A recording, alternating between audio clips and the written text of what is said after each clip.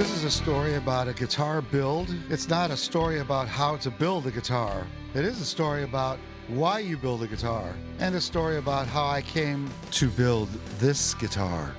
Last time I checked, I have quite a few guitars, somewhere between 23 and 26, somewhere in there. I was pretty happy in that I just got rid of 2 guitars over the last year, but at the same time, I also added 3. And this is about one of those 3 guitars, the Artecaster. My main guitar since the mid-90s has been a Parker Fly Classic, exactly as the one pictured.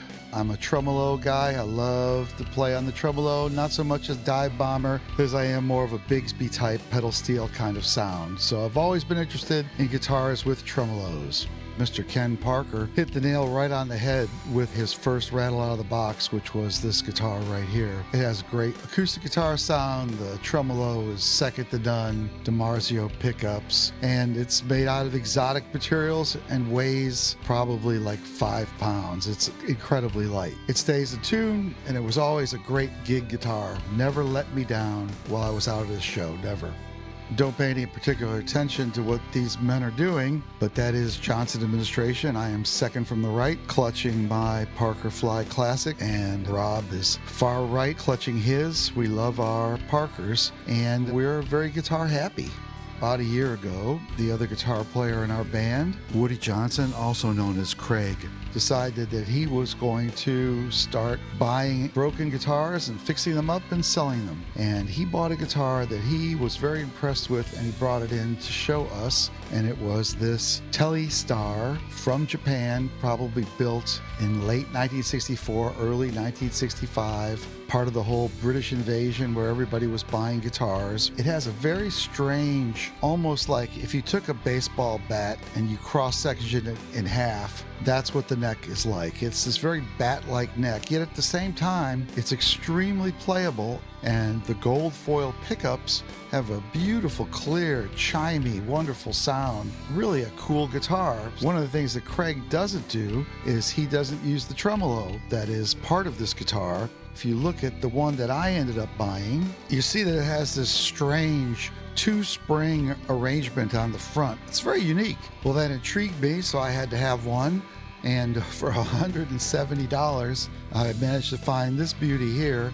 And it was pretty dirty, but this is after a lot of cleanup work. I love the guitar, and one of the things that was brought to my attention by owning this guitar is that it is all mahogany. The neck is mahogany, the body is mahogany. And not only is it mahogany, but it's mahogany that I was unfamiliar with, which is old growth mahogany. So in other words, this grew slowly in the forest with a very dense grain structure, and then after 60 years, it gets very light. It dries out, and it has a very bell-like tone out of the guitar body.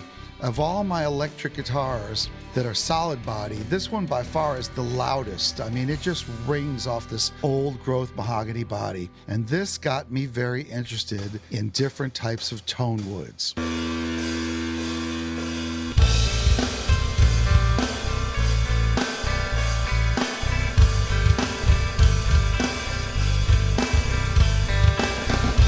I hadn't really been a wood guy before, but now all of a sudden I see why people are so excited about 59 Les Pauls made out of old growth mahogany. That's impossible to source anymore because mankind has greedily mowed all the old growth mahogany down and has replaced it now with this farm mahogany, which anybody that's ever picked up a 90s Les Paul pushing 12 pounds knows just how different it is than the old mahogany. Might I say different and unpleasant, because nobody wants to hold a 12-pound guitar all night for a gig. If you look at the bridge and the tremolo on the Telestar, you see that it's really an amazingly simple surface mount device. Now the bridge is just basically a thin bar with a couple of very thin slots into it. It really works well as a bridge, particularly with a Bigsby type tremolo, and the strings don't get caught up, and the tuning stability is remarkably good on the guitar.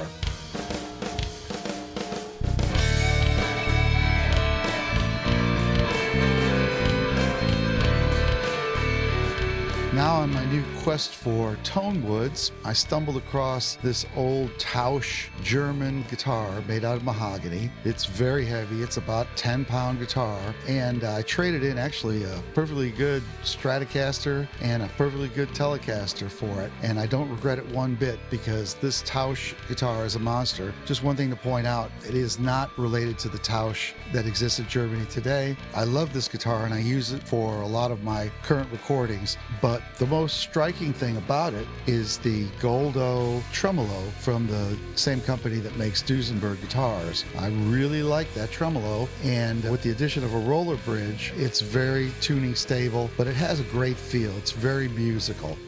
Then in my quest for tone woods, I came across a documentary about a koto maker. This Japanese instrument, 13 string is the normal one. This craftsman was busily carving his next koto out of a huge log made out of a wood called kiri. And that got my imagination wondering if anybody made guitars out of that wood. Well, lo and behold, people do indeed make guitars out of that wood, and it's called Polonia. Sounds like an old Prince girlfriend.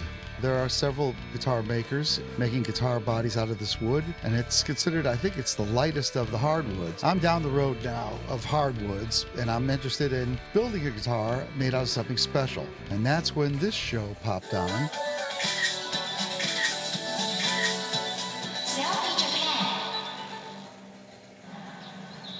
Hi everyone!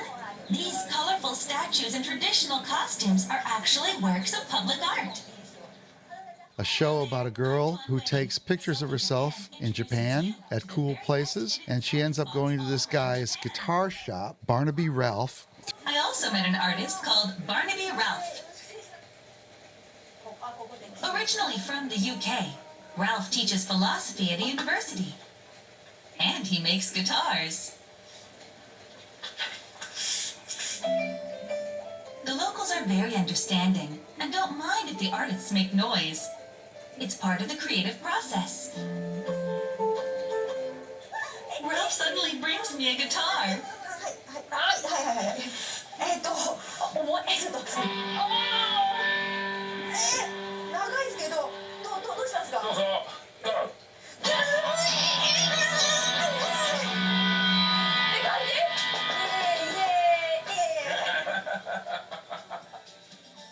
Through the magic of social media, I was able to get in contact with him, and we exchanged several very detailed messages talking about different types of woods, and he strongly suggested that I talk to a friend of his in Louisiana by the name of Bob Campo. Bob is a guitar maker of some note and does a lot of work in Spanish cedar, building custom guitars, runs a group on Facebook called No Strings Attached about guitar making, and if you're interested, you should look him up there. Anyway, I contacted him also through social media. We had a good conversation, and then he asked me a question that I really couldn't answer. He said, well, what components do you want to put on the guitar? Typically, if he's doing a build, he wants to do the build around the components so that he can get the dimensions exactly right. You know, it makes absolute sense. And I had not thought about that before. And that's what brought up the idea of possibly building a test mule guitar, something that I could hang different components on in order to decide what I liked and what I didn't like, so that I could source those parts and then send them to Bob so that he could build a guitar for me. And that's how the Artecaster dream started. I decided to build a guitar, something that I could hang components on, try them out, see if I like them, see if I don't, so that someday I could have my ultimate guitar built. In the next part of the video, we'll talk about what parts I sourced and why.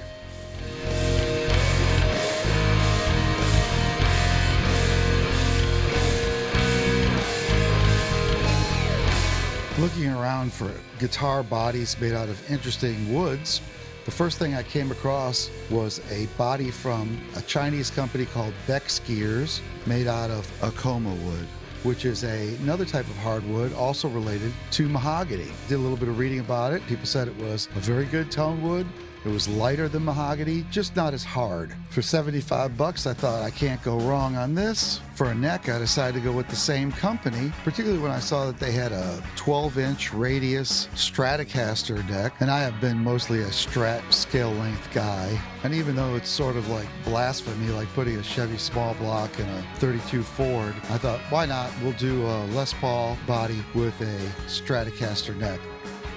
Particularly when I saw the neck had a deal that came with locking tuners and all the neck mounting hardware. So neck and body complete for under $160 delivered. I thought, not too bad. This is not going to be that expensive.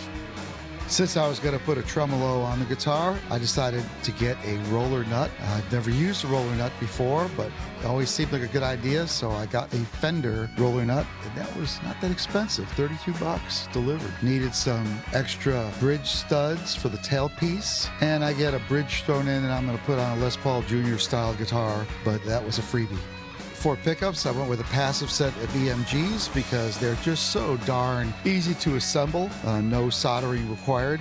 And I've got EMGs on a Steinberger guitar, and they're also passives that I like very much. And I really like the clean look of EMG pickups. And they're also very quiet, they don't buzz. The most important secret sauce of this build is the Goldo low-profile tremolo. This new version mounts easily to the same place where the tailpiece goes on a Gibson-style guitar, and it's so low-profile that it doesn't require that second spreader bar, which can mess up your tuning stability. So it's a very simple, clean unit. I always use NYXL strings. If you're a tremolo player, that's the string you should use. I'm not saying there are others that don't work well, but I know that these do. And this is the new 49 balanced tension set, which promises even greater tuning stability. Let me say, just from playing it, that I really like it. It feels just like a regular Super Slinky 42.9. The guitar can't truly be yours unless you mark the headstock with your label. I decided I was going to try this water slide stuff. Let me just say that you need to pay attention with this inkjet water slide paper, and if you do it right, it really works well. And the key is, when you're done printing your decal, you've got to spray it 2 or 3 coats with some type of clear coat protectant on top. From all the reading that I did, this 2X stuff was supposed to be the best. It dries super fast, and I was able to put 3 coats on the label in 1 hour and use it that same night. Once you put this clear coat on top of it, you get a super good, durable decal. And, you know, whatever your imagination can think of, that's what you can put on the headstock of your guitar in living color. That picture on this screen gives you a good look at the roller nut and also the Artecaster label. Next come jack plates and access covers. I bought the wrong access covers twice, and I'll talk about that in a little bit. For guitar finish, I started reading about how some of the newer poly finishes are actually detrimental to sound. And Seymour Duncan himself was quite eloquent on this, about how poly finishes can really muffle the sound of a guitar. So I decided to go with something extremely simple, which is tongue oil. And I'd actually had really good experience refinishing a guitar in the late 70s using tongue oil, a Hagstrom that I still have, except now it's covered in glitter, so I can't show it to you. But I do remember that as it aged, it just got better and better looking. And every year or so, tongue oil on a rag, just wipe it on the guitar, and it just made it look beautiful. To apply the tongue oil, I decided to do something kind of wacky that I saw on the internet. There was a guy that said that what he did is he just put a little bit of tongue oil on the guitar and then worked it in with 1000 grit or wet dry sandpaper. And I thought, well, that sounds like genius. He claimed it would get it farther deeper into the guitar and be a much more protective finish. My experience doing this was excellent. After 2 coats, the guitar looked great. After 3 coats, there really wasn't much difference, so I stopped there. As for prepping the body of the guitar prior to putting the tongue oil on, it really shipped from China pretty darn clean. So the only thing I did is, while I was watching TV one night, I just sat there with 1000 grit sandpaper and just sanded the guitar all night with that. I have a couple of spots on the back that I wish I'd gone a little deeper in, and I may do that down the road since it is just tongue oil. But for right now, it's more than adequate, and the front of the guitar, I think it looks beautiful. For sanding the tongue oil in, I did use those plastic gloves, so I bought some of those. And I also bought some mineral spirits, which has another dark side of that story, and I'll talk about that in a minute. and mineral spirits. Use that to dilute the first coating of tung oil. And after the first diluted coat of tung oil, which is about 50% mineral spirits, 50% tung oil, and then subsequent coats were then with 100% pure tung oil, no dilution. Emg Pickups in a Les Paul type guitar need a 3-way switch. I've had to buy that separately because that's a pricey little item. All the connections for the entire guitar, they all clip on and off, and I didn't want to solder in a switch even though I could have saved 20 bucks there. One never has enough screws, so I got a bunch of those, and now anybody needs these small screws, I got them. Last but not least, some nice hat knobs. I don't like other kinds of knobs, ice cubes, whatever. I like the hats, nice and simple, easy to grab. Well, you add all this incidental stuff up, and I was kind of shocked at what the price was, $790.29, but that's real cost with tax and shipping for everything. The pickups were the most expensive item. I had a $100 gift certificate for Sweetwater, so that came off there, and I also had another $10 discount, so $110 of discounts on top of that is really what it cost me. But then the screw-up costs. As I said, I ended up buying the wrong back plates twice, so eating that cost, and I made a back plate. It's a little ugly, but I'll fix it later. I ended up not using the toggle switch plate. I thought it was cleaner just to switch on the wood of the guitar. And while going to get mineral spirits on a beautiful Saturday with the top down of my Mustang, buzzing down the road, got a speeding ticket, my first speeding ticket in 15 years for $260. So if you really look at what the real cost, the ugly truth cost of building this guitar was $1,066. That's the same year as the Battle of Hastings when the Normans took over England. And coincidence? I think not. In this next clip, the guitar body has been finished. All the holes have been drilled. Now we're going to just do the assembly. All right, here's the guitar. It's already been put together once, but then was taken apart and finished with tung oil. So all the holes are drilled and everything's been tried out. Pickups, everything. And the neck is having some work done on it right now that I could not do because I didn't have the tool. Installing a roller nut, but anyway, I've got all the pieces and the finished wood, and so now we're going to go ahead and put it together. Despite the cost, it was a great learning experience, and the result just came out great.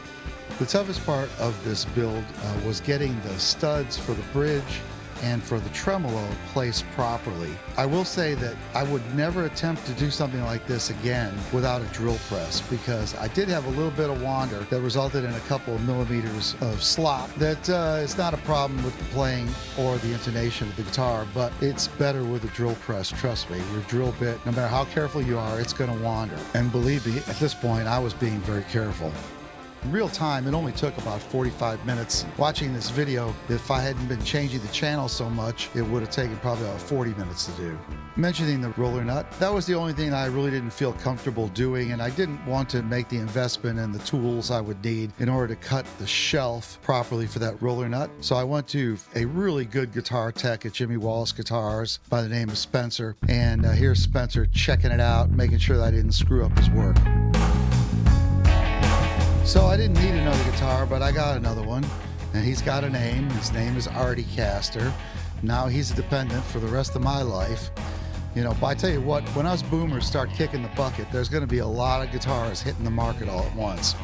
The Artecaster is light. It weighs in at just under 7 pounds. That body is so light that actually the neck kind of weighs it down just a little bit, but it's not so much that it's a problem to play at all. Anybody looking for a Bigsby style tremolo, I cannot recommend Goldo tremolos anymore. They're just wonderful pieces of hardware. They look good on your guitar, they feel good in your hand, and they sound great to your ear. Anyway, I learned a lot, and now I want to use this guitar for a while. Guitars are interesting things because if they make you think of something to play, and every guitar will suggest different things to play. Old guitars have their own vibe. They suggest things. This guitar is kind of like an AR-15 of guitars. It's all business. It's got its night sight strapped on.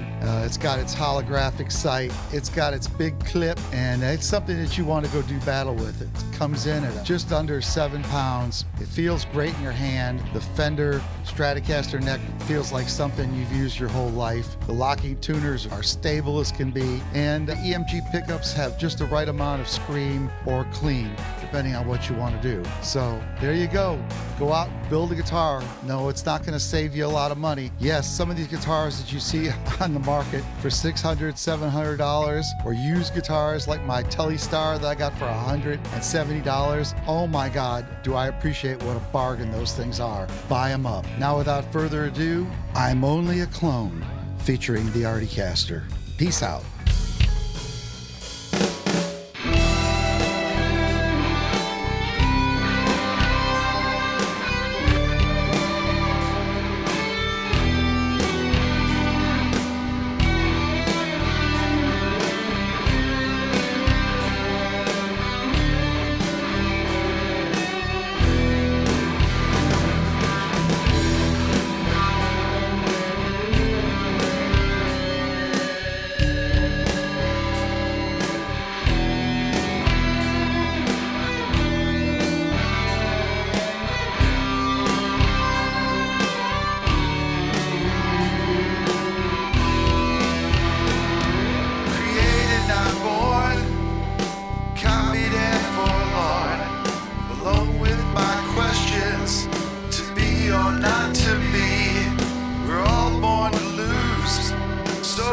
My excuse for thinking that I deserve anything at all. But here I go with my own selfish needs, like some inhuman weed, casting shade on the true. Limited resources, limited time. I try to act normal in my helium mind. I was created to look like someone special. I may be a knockoff, but I'm not extraterrestrial. I'm excellent kind. I was loved and created, a collection of styles, not so much born as curated. I need to go where no one looks at me in this beautiful pool of homogeneous humanity. Where would I go when I don't even care? Am I still a human made from the proteins in air? I wake up every day, I ask myself why I have nowhere to go. It's survive or die. When you're made up of pieces, can you ever feel whole? Or did they forget to upload my soul? I'm only a clone, it poisons my heart. I'm only a clone, it rips me apart. My past is synthetic, my future's unknown. I feel so pathetic, I feel so alone.